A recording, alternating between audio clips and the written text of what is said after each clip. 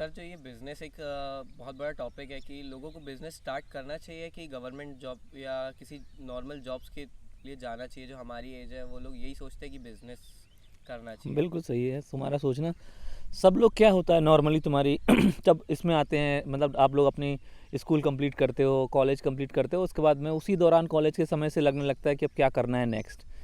तो एक ऐसा एनवायरनमेंट है अपने देश के अंदर कि बहुत सारे ये गवर्नमेंट एग्ज़ाम्स के लिए कोचिंग सेंटर्स खुले हुए हैं और तरह तरह का रोज़ आपको विज्ञापन देखने को मिलता है। और अभी तक आपने चारों तरफ जो देखा है तो आप लोगों को लगता है कि जॉब में सिक्योरिटी है, एक बार हमको जॉब लग जाएगा तो हमको इतना पैसा फिक्स मिलने लगेगा, तो हम ये काम करते रहेंगे।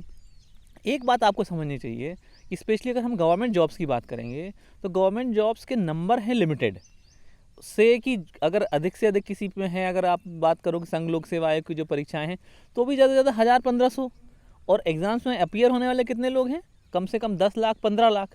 तो मतलब ये एक ऐसी दौड़ है जिसमें 15 लाख आदमी दौड़ेगा और उसका शायद 0.1% आदमी सफल होगा। तो इसका मतलब ये है कि 99 पॉइंट वट एवर 85% के आसपास जो लोग हैं वो असफल होकर किनारे लग जाएंगे। तो अब क्या होता है कि जो तुम लोग हो, तुम सोचते हो जैसे जॉब मिल जाए, गवर्नमेंट जॉब मिल जाए। गवर्नमेंट जॉब की तैयारी में आप लगे रहे, आपको ये पता है कि इसमें प्रोबेबिलिटी जो है वो सफल होने की वो बहुत ही कम है। तो इसका मतलब ये है कि भाई आपके असफल होने के चांसेस ज़्यादा हैं। आपको शुरू में भले लगे कि नहीं हम ये कोचिंग करके हो जाएंगे, ये करके हो जाएंगे, अब जिसमें जगह ही नहीं है बैठने की, मतलब कुर्सी एक है, 100 आदमी दौड़ रहे हैं, तो एक ही आदमी बैठेगा, 99 आदमी तो खड़े रहेंगे ना।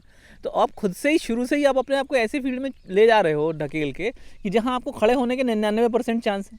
तो जॉब, अगर आप गवर्नमेंट जॉब में स्पेशली जाना चाहते हो तो सबसे पहले आप अपना ये चीज़ ऑब्जर्व कर लो कि आपका ओरिएंटेशन क्या है और वो उसकी रिक्वायरमेंट ज़्यादातर क्या है। वो लोग ज़्यादातर चाहते हैं कि आपका जो ये एग्ज़ामिनेशन एकेडमिक्स अच्छा हो और आप ये एग्ज़ाम वगैरह क्लियर करने में आप थोड़ा तेज़ हों।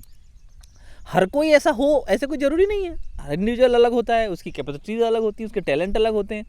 तो भाई ये इस तरह के जो एरिथमेटिकल एबिलिटी, रीजनिंग, इंग्लिश, ये जो टिपिकल एग्ज़ाम का पैटर्न है, इस पैटर्न को क्रैक करने वाले कुछ लोग होते हैं जिनमें ये नेचुरल टैलेंट होता है कि वो, तो मेरा कहना है कि वो जिस टाइप के लोग हैं वो सिर्फ उस एग्ज़ाम को क्लियर करने का पैटर्न उनमें हुनर है, तो भाई वो वहाँ जाएँ और वहाँ अपना ट्राई करें, और जब बाद में अगर मान लो वो उसमें से जो लोग नहीं होंगे तो कुछ हिस्से में वो लोग बाहर आएंगे।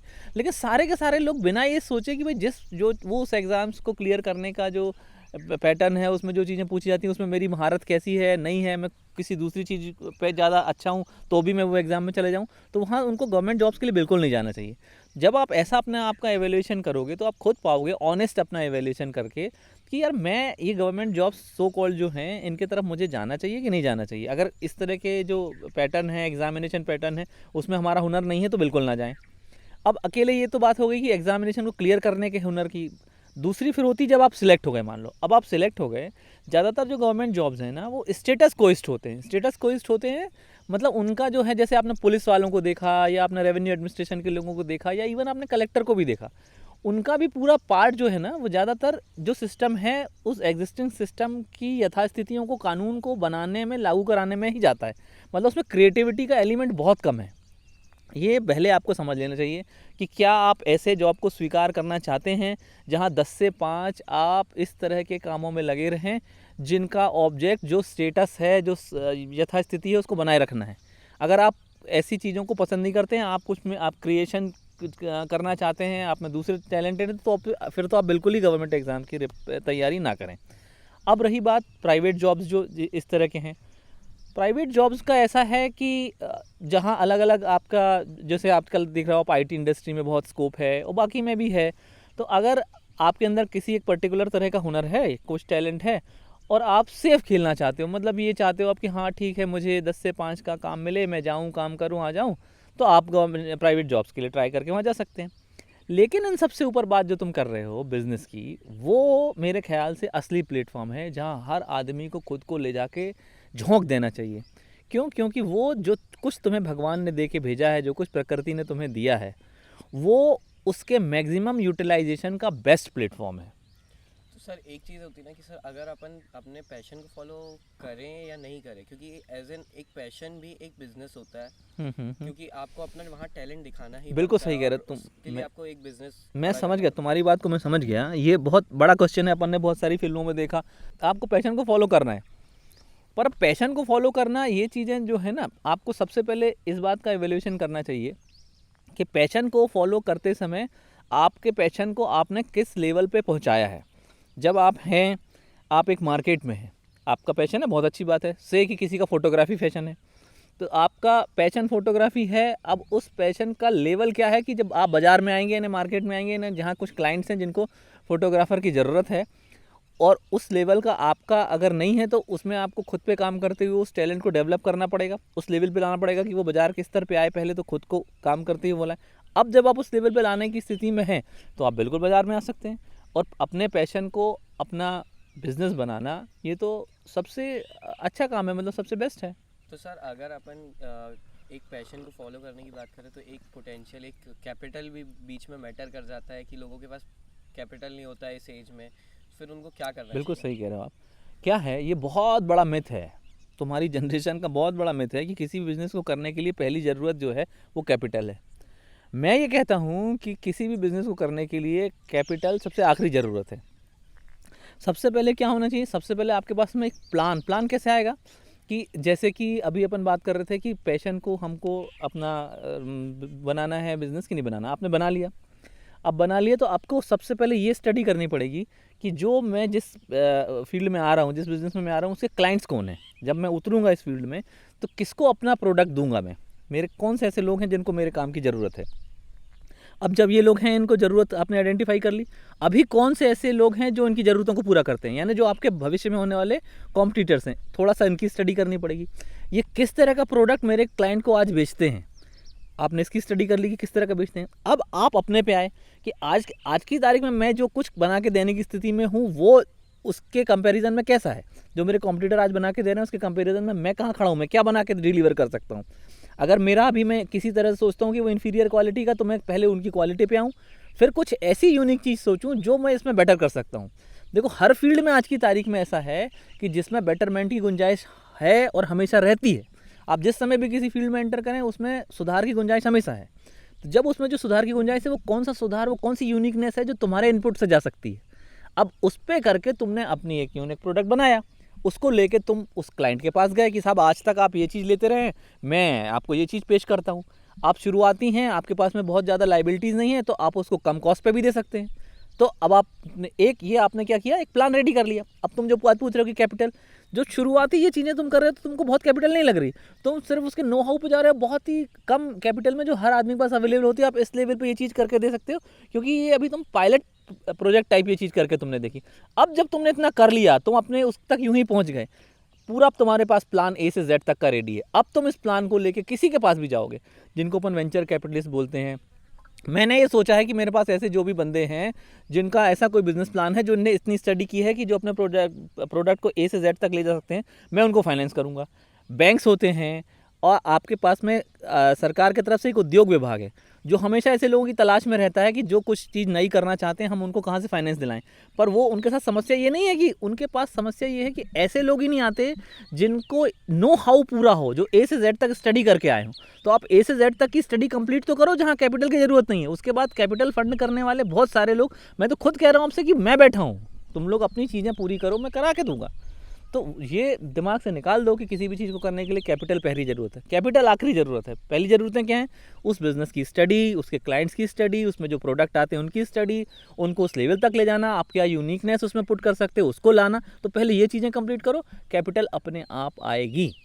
जैसे सर आप ही का एक ले, तो आपने भी बिजनेस, आप भी बिजनेसमैन है, तो आपने कैसे स्टार्ट किया था, आपको क्या क्या प्रॉब्लम्स आई थी? बिल्कुल तुम्हारा सवाल बिल्कुल ठीक है। तुम्हारा सवाल क्या हुआ कि मैं 12th क्लियर करने के बाद में मेरे दिमाग में ये आया, जैसे तुम अभी बात कर रहे थे ना, कि मेरे को अब कुछ मतलब अल्टीमेटली गवर्नमेंट जॉब में जाना है। पहले मैं इंजीनियरिंग कॉलेज में गया, इंजीनियरिंग कॉलेज को इस वजह से छोड़ा क्योंकि लोगों ने मेरे से बताया कि इंजीनियरिंग सब्जेक्ट्स के साथ आप यूपीएससी के एग्ज़ाम्स क्लियर नहीं कर सकते हैं। मैंने कहा ठीक है, फिर मैंने प्राइवेट बीए की पढ़ाई की। प्राइवेट बीए करने के बाद में पढ़ाई करते करते मैं ये यूपीएससी के एग्ज़ाम्स की तैयारी करता रहा। वो तैयारी करते करते समझ लो तुम ऑलमोस्ट 5-6 साल मैंने लगाए, और यूपीएससी के एग्ज़ाम्स क्लियर नहीं हुए। फिर इसके बाद पीएससी में ट्राई किया, पीएससी में ट्राई करने से पहले नायब तहसीलदार बने। तो अब उसके बाद गवर्नमेंट जॉब के अंदर जब घुसे तो समझ में आया कि ये जॉब करने का ना मेरा टेम्परामेंट है और ना ही मेरा बिल्ड इस तरह का है। तो फिर मैंने सोचा कि अब मेरे को बिज़नेस की तरफ डाइवर्ट होना चाहिए, क्योंकि अगर आप नौकरी छोड़ना चाहते हैं तो आपको बस सेकंड अल्टरनेटिव रेडी होना चाहिए। मेरी स्थिति ये थी, तुम ये मान के चलो कि 1.5-2 साल का प्रोबेशनर, मतलब जिसकी जेब में कोई पैसा नहीं। मेरे पास बमुश्किल शायद 90-92 हज़ार रुपये था, वो भी उसके पहले मैंने LIC में नौकरी की थी तो वहाँ की PF फंड से मिला था। उस 92 हज़ार रुपये को लेके मैंने सबसे पहले विशेष सोचना शुरू किया कि मैं खुद, अब वो जो मैं तुमसे बात कर रहा था कि सबसे पहले मैंने, देखो गलती में क्या कर रहा था, मैं सोचा था कि कैपिटल लगेगा, तो मेरे दिमाग में ये था कि सिर्फ 90 हज़ार है, उसको मैंने किनारे किया। तो फिर अब ग्रेजुअली मैंने सोचना शुरू किया किस बिज़नेस में मैं जा सकता हूँ। फिर जब मैंने देखा कि मैं यार नायब तहसीलदार होने के कारण मेरे को नॉलेज किस चीज़ का है, लैंड लॉस का नॉलेज है, ज़मीन से रिलेटेड बातों का नॉलेज है, तो मैंने डिसाइड किया कि मेरे को इस कारण से ज़मीन के बिज़नेस में जाना चाहिए। फिर अब मैंने कहा ज़मीन के बिज़नेस में, मैंने तुमसे दूसरी बात कही कि सबसे पहले तुम्हें ये आइडेंटिफाई करना चाहिए कि तुम्हारे क्लाइंट्स कौन होंगे। तो मैंने सोचा कि क्लाइंट्स कौन होंगे और उनको मैं क्या प्रोडक्ट डिलीवर कर सकता हूँ। तो मैंने देखा जहाँ मैं रहता हूँ ना, गढ़ा में, उसके आसपास ऐसा बहुत माहौल था कि लोगों को ऐसे प्लॉट्स बना के दिए जा रहे थे जिनकी कोई लीगल वैलिडिटी नहीं थी, ना उनका वो प्रॉपरली जो सैंक्शन सब डिपार्टमेंट से हैं वो थी। तो मैंने कहा कि अगर मैं इसको ये चेंज कर पाऊँगा तो मैं इसमें इस्टेब्लिश हो सकता हूँ। सबसे पहले मैंने क्या किया, वो पैसे मिला के करीब करीब 1 लाख रुपए किए, एक किसान को 1 लाख रुपए का एडवांस दिया और उसको बोला कि भाई ये जो तेरी ज़मीन है 2 एकड़, इसके ऊपर मेरे को कॉलोनी बनानी है। और वो कॉलोनी का काम करने के लिए फिर जब मैंने अब पूरे मैंने स्टडी की कॉलोनी बनती कैसे है, तो टाउन एंड कंट्री प्लानिंग जाना होता है, नगर निगम जाना होता है और ये सारी चीज़ें होती हैं। उसका पूरा स्टडी करने के बाद में मेरे पास में अब ये क्या है, एक ज़मीन थी, दिया हुआ एडवांस था, 8 महीने का टाइम था। अब मेरे को कैपिटल नहीं लग रही यहाँ पे, मेरे को क्या लग रहा था, नो हाउ कि होता कैसे है, सारी चीज़ें पता की कैसे कैसे होती हैं। फिर उस पर मैंने एंटर करना शुरू किया। तो जैसे ही लोगों को ये पता लगा, मैंने जब उसका एक आर्किटेक्ट से मिला, पूरा प्लान बना लिया, कॉलोनी का प्लान बन गया। जैसे ये इतना होते होते तक ऐसे लोग आ चुके थे जो मेरे को उसके बदले पैसे देने तैयार थे। मेरे खुद के जो रिलेटिव्स थे, फ्रेंड्स थे, उन्होंने कहा कि ठीक है तू ये प्लॉट्स बना रहा है। उनने मेरे को कुछ पैसे दिए, उन पैसों से मैंने सारे सैंक्शन करा लिए। सैंक्शन कराते ही तुमको मैं बता रहा हूँ 3-4-5 महीने के अंदर वो सारे प्लॉट्स बिक गए और मेरे पास में जो कैपिटल थी वो खड़ी हो गई। तो ये ऐसे आपको करना होता है। मतलब कोई भी, मैं ये कह रहा हूँ कि ऐसा सुन के ऐसा लगता है कि जैसे कोई भी बिजनेस हो, तुम सबसे पहले प्लान, एग्जीक्यूशन, उसका ब्लूप्रिंट तैयार करो, सब चीज़ें अपने आप आ जाती हैं। तो ये इस तरह से तुम ये समझ सकते हो मेरी स्टोरी को देख के कि एक तो क्या है, आपको अपने प्रोडक्ट पे पूरा भरोसा होना चाहिए और आपको इस बात का पूरा भरोसा होना चाहिए कि आप अपने क्लाइंट्स को जो देने जा रहे हैं वो एक ऐसी चीज़ है जो दूसरे लोग, जो आपके कॉम्पिटिटर्स अभी तक नहीं दे रहे थे। जब ये चीज़ आपके अंदर आती है और आप देखते हो और आपके क्लाइंट्स ये चीज़ फाइंड करते हैं, फिर तो मतलब रुकने का नाम ही नहीं है। फिर आप अपने आप बढ़ते चले जाते हो, आपकी चीज़ें आपको मिलती जाएंगी। कभी भी आपको ये डाउट ना हो, आप काम करते चलो, आप हमेशा सफल होगे।